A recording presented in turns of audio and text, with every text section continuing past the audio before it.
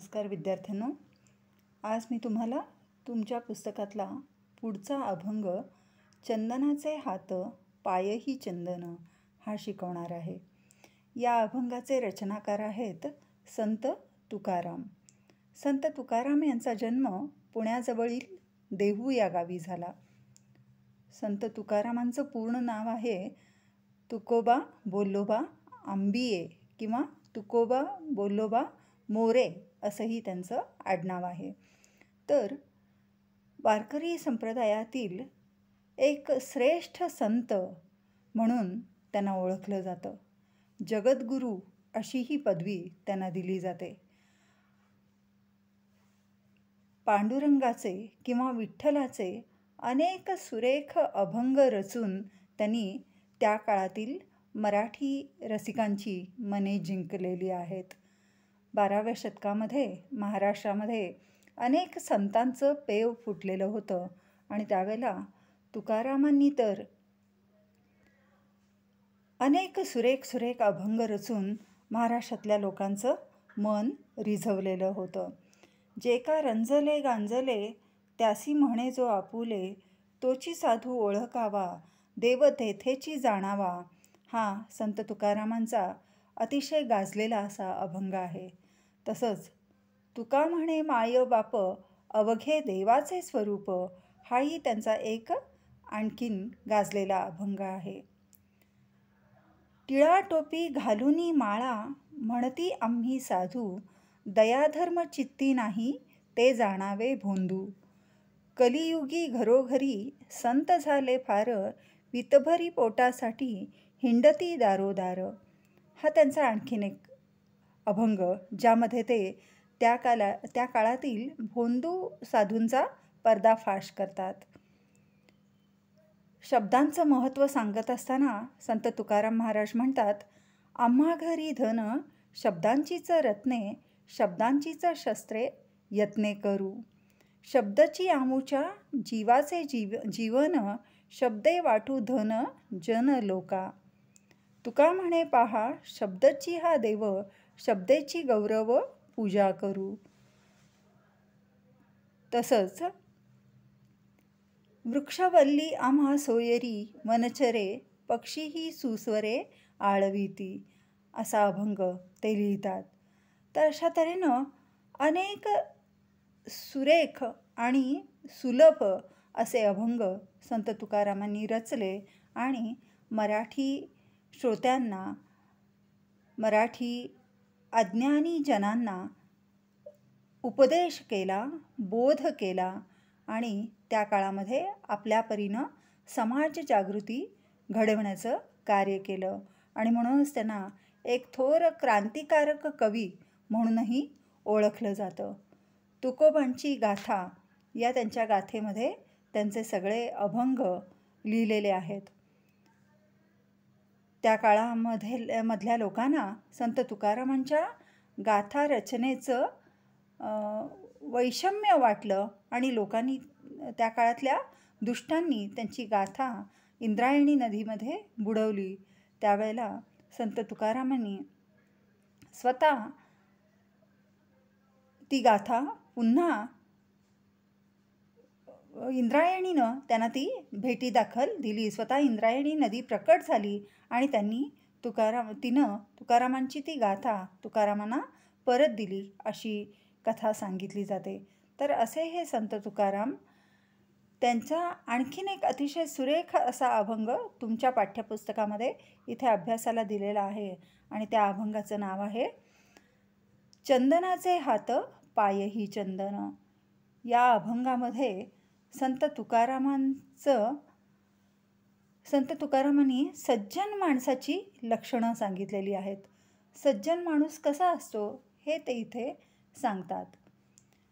चंदनाचे हात पायही चंदन, परिसा नाही हीन कोणी अंग, दीपा नाही पाठी पोटी अंधकार, सर्वांगी साखर अवघी गोड, तुका म्हणे तैसा सज्जनापासून, पाहता अवगुण मिळेची ना.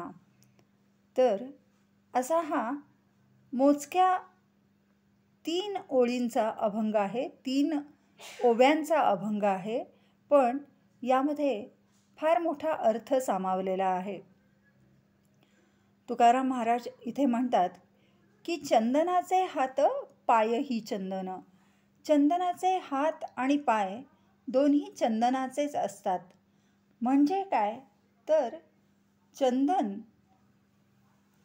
हा जो वृक्ष आहे तो सर्वांगाने चंदन रूप असतो. म्हणजे त्याचं खोड घ्या, त्याचं मूळ घ्या, त्याचं पान घ्या, प्रत्येक गोष्टीला चंदनाचा एक सुवास येत असतो. परिसाचे कुठलेही अंग निकृष्ट नसते. परिसा नाही हीन कोणी अंग.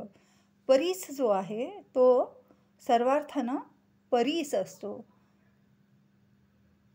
असं म्हणतात की लोखंडाचं सोन्यात रूपांतर करणारा एक काल्पनिक दगड आहे, त्याला परीस असं म्हणतात. आणि परीसाच्या स्पर्शानं माणसाच्या जीवनाचं सोनं होतं. तर परीसा नाही हीन कोणी अंग. परीसाला कोणतंही अंग हीन नाही. परीसाला सगळी अंग सारखीच सगळी अंग परीसाला श्रेष्ठच आहेत. दीपा नाही पाठी पोटी अंधकार, सर्वांगी साखर अवघी गोड. दिव्याच्या पाठीमागे किंवा दिव्याच्या पोटामध्ये अंधकार नसतो. अर्थात दिवा पेटविला की सर्व दिशा उजळून जातात. दिवा आपल्या सानिध्यात येणाऱ्या सगळ्यांना उजेडच देतो. काही जणांना तो अंधार देतो, काही जणांना तो उजेड देतो, असं नसतं. दिवा जो कोणी त्याच्या सानिध्यात येतो, जो कोणी त्याच्या सहवासात येतो, त्या सगळ्यांना केवळ आणि केवळ प्रकाशच देतो. दिव्याच्या सानिध्यात अंधार शिल्लक राहत नाही. दीपा नाही पाठी पोटी अंधकार, सर्वांगी साखर अवघी गोड. साखर ही सर्वांगानं गोडच असते. ती दुधात घाला, पाण्यात घाला किंवा कुठल्याही पदार्थात घाला, ती गोडवाच तुम्हाला देईल. गोडव्या व्यतिरिक्त दुसरा गुण साखरेपासून मिळणार नाही. तसंच संतांचं आहे. तुका म्हणे तैसा सज्जनापासून, पाहता अवगुण मिळेची ना. सज्जन हे केवळ आणि केवळ सद्गुणी आहेत. संत तुकाराम महाराज म्हणतात की सज्जनांच्या ठिकाणी अवगुण तुम्हाला दिसणार नाहीत. जसं चंदनाचा वृक्ष असतो, त्याच्यापासून केवळ सुगंध आणि सुगंधच मिळतो. किंबहुना परीस जसा आपल्या सानिध्यात येणाऱ्या प्रत्येकाचं सोनं करतो, दिवा हा सगळ्यांना केवळ उजेड आणि उजेडच देतो. साखर ही सर्वांगानं केवळ गोडच असते, तिच्यात काडीचाही कडूपणा दिसून येत नाही. तसं सज्जन हे केवळ आणि केवळ सद्गुणीच असतात. दुर्गुणांना त्यांच्या ठायी थारा नसतो. तेव्हा सज्जनांची लक्षणे सांगणारा असा हा अभंग आहे. सज्जनांचं मोजक्या शब्दात वर्णन करणारा असा हा खूपच सुंदर असा अभंग आहे. संत सज्जनांचे सज्जनपण असते ते सर्वांसाठी. संतांच्या सज्जनतेला काळवेळाच्या मर्यादा नसतात. संतांचं सज्जनपण हे स्थल, काल आणि व्यक्तिनिरपेक्ष असं असतं. समोरची व्यक्ती ही भक्त आहे की अभक्त आहे, श्रीमंत आहे की गरीब आहे, जवळची आहे की दूरची आहे, तो भेद संत करत नाहीत. त्यांचे वर्तन सगळ्यांशी सारखेच असते. संतांच्या प्रत्येक कृतीतून दर्शन घडतं ते केवळ सद्गुणांचंच. कर्मानं आणि ज्ञानानं अंतर्बाह्य उजळून निघालेले संत म्हणजे सद्गुणांचे चालते बोलते भांडारच. बाह्य स्थितीचा कुठलाही विपरीत परिणाम त्यांच्या वागण्यावर होत नाही, कारण त्यांचे अंतःकरण शुद्ध असते. संत महान असतात, त्यांच्या जीवनाला सुगंध असतो. श्रेष्ठ संकल्प आणि दृढ निश्चय या त्यांच्या अलौकिक गुणांमुळे हा सुगंध त्यांना प्राप्त होतो. संत सहवासात येणाऱ्या प्रत्येकाला त्याच्या क्षमतेनुसार मार्ग दाखवितात. कटाक्ष, स्पर्श आणि मंत्र या 3 माध्यमातून भक्तांचे कल्याण करणारे संत देवाहून मोठे आहेत. देव जवळ गेल्याशिवाय भेटत नाही.